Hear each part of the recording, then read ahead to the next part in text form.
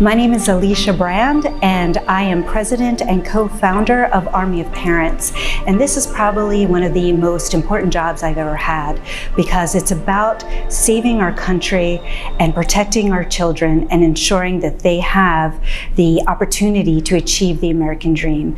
So my co-founder, Erin Poe, Rosiak, and our other members of our board, Paul Chen, Carly Copeland, and George Chapman, are all fighting to ensure that we have the right people in the right seats to make sure that our kids have an opportunity to have that American dream and to live in an America of tomorrow. And we are so excited to be a part of this national movement of parents taking part in the electorate.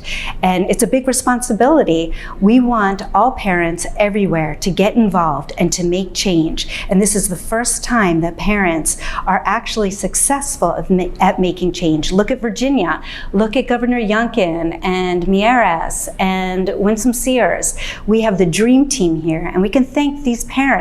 So we're asking all parents everywhere to step out from behind the keyboards and into the fight and save our country for our kids and for the American dream. I'm Erin Poe, and I'm the co-founder of Army of Parents.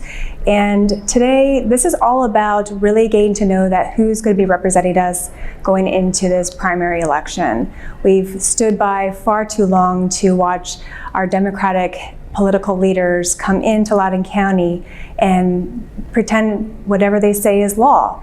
And at this time, this election is more essential than ever before, because our children's future are in jeopardy, our country is in jeopardy, and this is going to be the voice that represents us in DC. I did start Army of Parents with Elicia, and it came about very organically. We were basically going back and forth on another social media page that I co-founded, and I wanted to do more. I wanted to break through the envelope and explore issues going further than just Loudoun County, because our country's in trouble, our children are in trouble, and that kind of takes on a different element in terms of what we're trying to do. And when Elicia and I spoke, she jumped at the opportunity as well, and we felt like this was an opportunity for us to continue to move the movement here in Loudoun County to the next level and take it nationally. And that's the goal. We want to be invested in these issues that are so critical to all of our families. So we are up to about 4,000 members across multiple platforms, and we're really excited about the response that we've had from parents across the country. We are all of a sudden starting to pop in Vermont and North Carolina, Atlanta, Pennsylvania, New York City, and we're just so excited that so many people want to be a part of this movement. Army of Parents does not stand alone. We stand with everyone who wants to take part in changing America for our children. We want the American dream. We want the American dream for our kids. We want them to earn it, and we want them to have the opportunity to earn it. And the way things stand now, they don't have that opportunity, because the schools and the administrations are trying to take that opportunity away from all children. So Army of Parents, in conjunction with Moms for Liberty, is having this event to make sure that we have the right people in the right seats, and that we empower, engage, motivate, and activate our voters so that we can have the American dream, so that we can make tomorrow's America beautiful. I'm Sheriff Mike Chapman here in Loudoun County, Virginia, and I am very excited about this event. This gives us a chance to showcase the people that are competing for this, for the congressional seat here, and we're just very, very happy. We have so many talented people here that all bring something a little bit different to the table, but they all bring some very conservative principles, and I'm very excited to watch what they have to say. I'm Luke Rosiak. I'm the Daily Wire investigative journalist who's probably best known for breaking the Loudoun County rape cover-up story. I'm also the author of a book called Race to the Bottom about school systems, particularly in Northern Virginia. My job was covering national politics for a long time, and in 2019 I started realizing local politics matter. The things that happen locally, frankly, have more of an effect on our lives than most of what Congress does. It's been amazing to see parents emerge as the most unexpected special interest in America of the last couple of years, because when parents start paying attention, everything changes. There are people that have traditionally voted for Democrats that if they had realized what was going on in these obscure nooks and crannies areas of local government, they would find that they wouldn't actually support it. What we're seeing now is a total political upending of traditional factions, because people are understanding that there are radicals out there who are harming your children for the sake of ideology and for self-interest. We saw that with the school closures. We see it with CRT and things like that. And so parents understand they've got to get involved, because there are people coming for your kids who don't have their best interests at heart. Loudoun County has been the epicenter of that, and we've got a lot of mama bears and American heroes in this room today, and they're going to determine the future of Loudoun. Hey Sam, thanks for having us here today. My name is Hung Kao. I'm a candidate for the United States House of Representatives in Virginia's 10th Congressional District. You know, last October when Kabul fell, that's really what caused me to think about running for Congress here, because it's so reminiscent of what happened to my native country of Vietnam. Just the images of mothers handing babies to Marines just broke my heart. I mean, that's not very dissimilar to what happened to me as a kid, where my parents were sewing money and some notes into our clothes saying, hey, you know, this is my child, please take care of him in case we got separated. And at one point, my parents even had to decide which one of their 5 kids they had to leave behind. You know, hey, what if we only bring 2? What if we only bring 3? And those are the hard realities of life, you know, in third world country, and in a place where liberty can fall that quickly. And then in January, when my friends were being kicked out of the military for not getting the vaccine, that really hurt us as well. I mean, these are warriors that I fought with in places like Iraq, Afghanistan, Somalia, and they're just being discarded like trash by this administration. Again, I'm not an anti-vaxxer. It's just I'm against the suppression of religious freedom. And so that's why I'm here now, to fight for what we believe in and fight for this Constitution the way I've done for the last 30 years. So tell me a little your thoughts on Army of Parents and this movement, this grassroots movement that started here, and it seems to be catching fire across the nation. No, the Army of Parents is amazing. Elicia Brand has been just fire. You know, she's been the spark that's pushed a lot of the parents to stand up for our kids. Again, a lot of the things that we're fighting for schools, that's a local level issue, and my job in Congress would be make sure that we push it down to the state level. I mean, we have an amazing governor in Glenn Youngkin. We have a great Lieutenant Governor, Winsome Sears, and an amazing Attorney General in Jason Miyares. But again, our Army parents, you know, we're fighting for our kids' rights. I mean, look at Title IX.